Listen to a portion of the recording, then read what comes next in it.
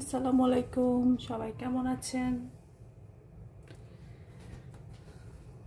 অনেক দিন পরে প্রপারলি একটা ভিডিও করতে আসলাম। অস্ট্রেলিয়াতে আসার পরে গুছগাছ করতে, বাসা চেঞ্জ করতে, যার জন্য অনেক সময় গিয়েছে। ভিডিও করার আসলে মন মানসিকতাও ছিল না, ইচ্ছেও করছিল না। আজকে ভাবলাম আবার শুরু করি, দেখি কতটুকু কি করতে পারি। আজকে রান্না করব শুটকি দিয়ে বেগুন।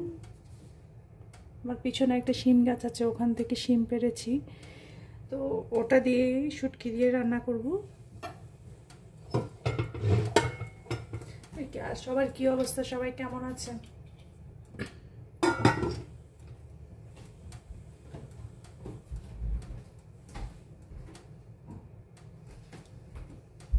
এখানে বিদেশের লাইফ আসলে সবকিছু নিজে নিজেই করতে হয়, তো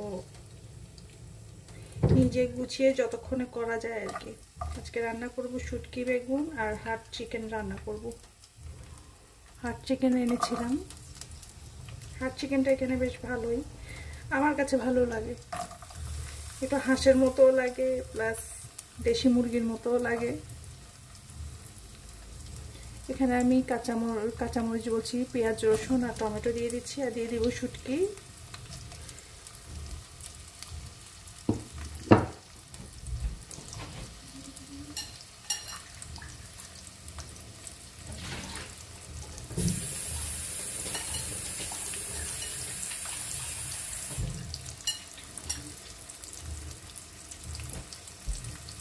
দিয়ে দিচ্ছি শুটকি। আমি লোট্টা শুটকি ইউজ করছি, ছুরি শুটকি আনা হয়নি, লোট্টা শুটকি ছিল, তো ওইটা দিয়ে রান্না করব।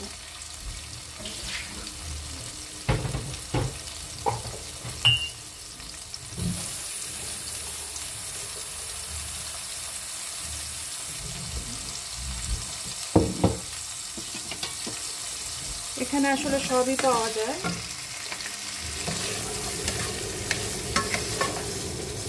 ব্যাকগ্রাউন্ডে হয়তো নয়েজ লাগবে, কারণ আমি কিচেন হুডটা চালু করেছি, আদারওয়াইজ চারদিকে ইয়ে হয়ে থাকবে, ছিটা পড়বে, প্লাস চারদিকে মশলার গান হয়ে যাবে। তাই এখানে যেটা জিনিস সবচেয়ে বেশি ফেস করছি, গ্যাসের চুলা। এখানে গ্যাসের চুলা নাই। আমি যে গ্যাসের চুলা নাই বললে ভুল হবে, গ্যাসের চুলা আছে কিছু কিছু বাসায়, বাট আমি যে বাসাটা রেন্টে নিয়েছি ওখানে গ্যাসের চুলা না, ইলেকট্রিক চুলা, যেটা খুবই অ্যানোয়িং, আমার কাছে একদমই ভালো লাগে না।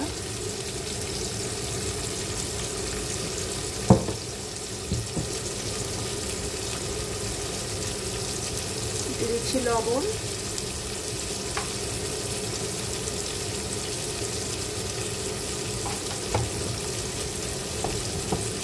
যেটা বলছিলাম, ইলেকট্রিক চুলা এখানে হিট হতে দেরি হয়, আবার যখন হিট হয় তখন সেটা আবার কমানোও যায় না, খুবই বিচ্ছিরি ব্যাপার। মানে রান্না করে শান্তি মতো কোনো কিছু করা যায় না আসলে।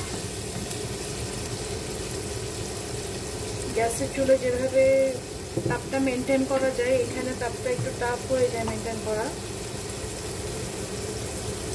আমার নসিবেই আসলে ইলেকট্রিক চুলা অলওয়েজ অস্ট্রেলিয়াতে। এর আগেও যখন ছিলাম ইলেকট্রিক গ্যাসের চুলা পাইনি, ইলেকট্রিক চুলা ইউজ করতে হয়েছিল, এবারও তাই। কি আর করা, অ্যাডজাস্ট করে নিতে হয় সব কিছুর সাথে।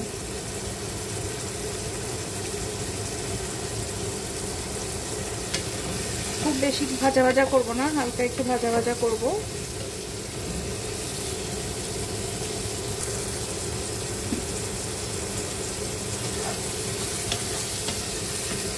মোটামুটি শুটকিটা ভাজা ভাজা হয়ে এসেছে। এখন আমি শুধু একটু হলুদ আর মরিচের গুঁড়া দিব, আর আদার কোনো মশলা দিব না আমি এখানে।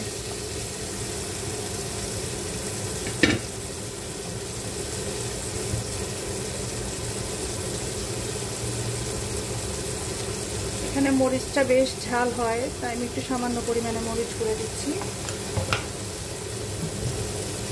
এটা বলে মাইল্ড, কিন্তু ভালোই কিন্তু ঝাল ইয়েটা। আর দিয়ে দিচ্ছি হলুদের গুঁড়া।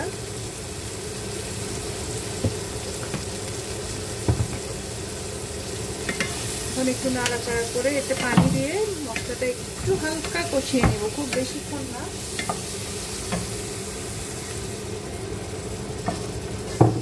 হালকা পানি দিয়েছি আমি।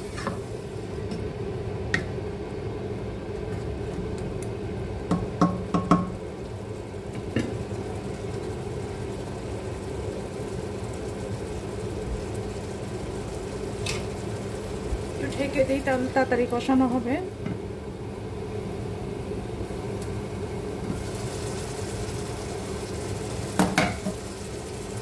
মশলাটা মোটামুটি কষানো হয়ে গিয়েছে।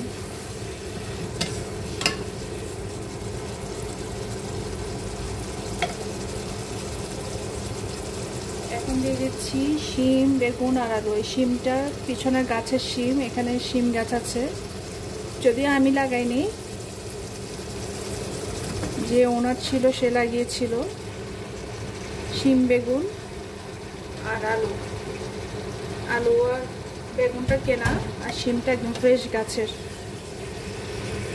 এখন এটা একটু কষিয়ে নিব 2-3 মিনিটের মতো।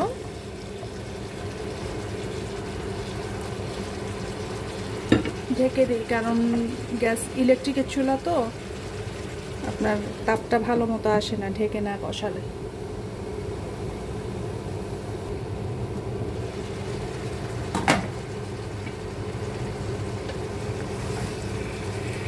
যেহেতু গাছের টাটকা শিম খুব তাড়াতাড়ি সফট হয়ে যায়,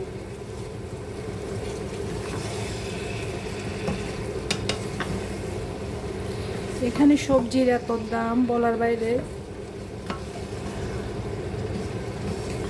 মানে লাউয়ের কেজি হচ্ছে $7, $8 করে কেজি। তো একটা লাউ কিনলে তো 2 কেজি, 1.5 কেজি, 2 কেজি এমনি হয়ে যায়।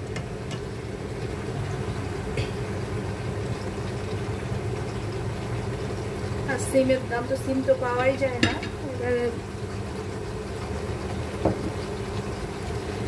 অতিরিক্ত কষাবো না, এখন দিয়ে দিচ্ছি পরিমাণ মতো পানি। একটু হালকা ঝোল ঝোল রাখবো আমি সবজিটা।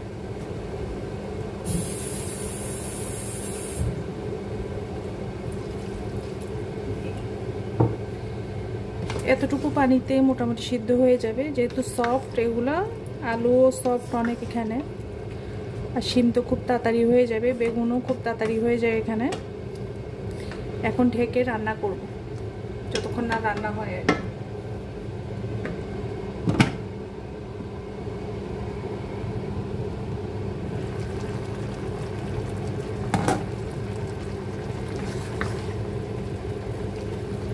এই যে বললাম না, খুব তাড়াতাড়ি এটা সফট হয়ে যায়। আলুগুলোও মোটামুটি সিদ্ধ হয়ে আসছে, শিম তো সিদ্ধ হয়ে গিয়েছে।